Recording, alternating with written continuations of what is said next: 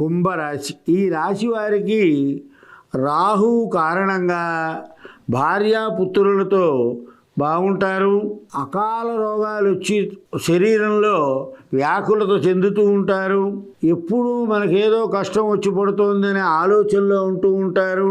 అందరితోనూ విరోధభావంగా ఉంటారు. ఎప్పుడూ పాపచింతనే చేస్తూ ఉంటారు. దానివలన కలహాలు ఎక్కువగా ఉంటాయి. సంఘంలో తనే పెద్ద, స్వేచ్ఛగా తిరగాలి అనుకుంటూ ఉంటారు. దానివల్ల గౌరవం పొందలేరు. మనం పుత్రమిత్రులతో మాట్లాడేప్పుడు చాలా జాగ్రత్తగా ఉండండి. ఉంటే మటుకు చాలా మిత్రలాభం కలుగుతుంది. విద్యార్థులకు విద్య యందు అభివృద్ధి కలుగుతుంది. కానీ రాజకీయాల్లో ఉండేవారికి శత్రువుల మూలంగా అవమానం జరుగుతుంది. పంచమ గురువు కారణంగా అనుకోని ద్రవ్యలాభం జరుగుతుంది. ఎప్పటి నుంచో ఎదురు చూస్తున్నటువంటి డబ్బు చేతికి అందుతుంది. ఉద్యోగస్తులకి తమ యొక్క స్థాయి పెరుగుతుంది.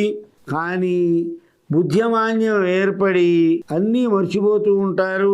సోమరితనం, హృదయతాపం, అనవసరమైన ఖర్చు పెట్టి మర్చిపోవడం జరుగుతూ ఉంటుంది. కాబట్టి మనశ్శాంతి లేకుండా ఉంటుంది. కాబట్టి ఎప్పుడు భగవత్ చింతన చేస్తూ ఉంటే బాగుంటుంది. మన పేరు ప్రతిష్టలు పెరగడం కోసం అనవసరమైన ఖర్చు చేస్తూ ఉంటారు సంఘంలో.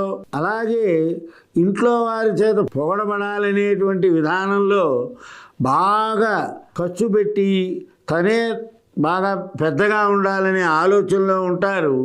దాని వలన ఇంట బయట కూడా సమస్యలు వచ్చి కలహాలు బాగా వస్తాయి. నేత్ర బాధతో బాధపడతారు.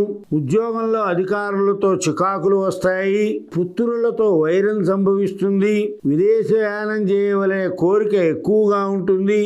అయితే ఫలితం వస్తుంది. తరచూ ప్రయాణాలు చేయవలసి వస్తుంది. దాని వలన ద్రవ్య లాభము జరుగుతుంది, ద్రవ్య నష్టం కూడా జరుగుతుంది.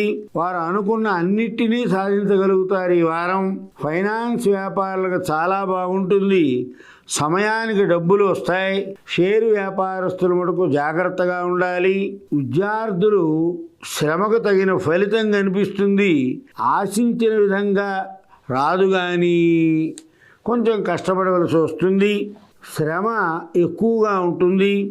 ధనిష్ట 3-4 పాదాల వారు శ్రీ రామరక్షా స్తోత్రాన్ని పారాయణ చేయండి.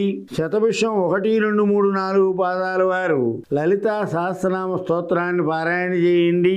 పూర్వభాద్ర 1, 2, 3 పాదాల వారు విష్ణు సహస్రనామ పారాయణ చేస్తే అంతా మంచి జరుగుతుంది.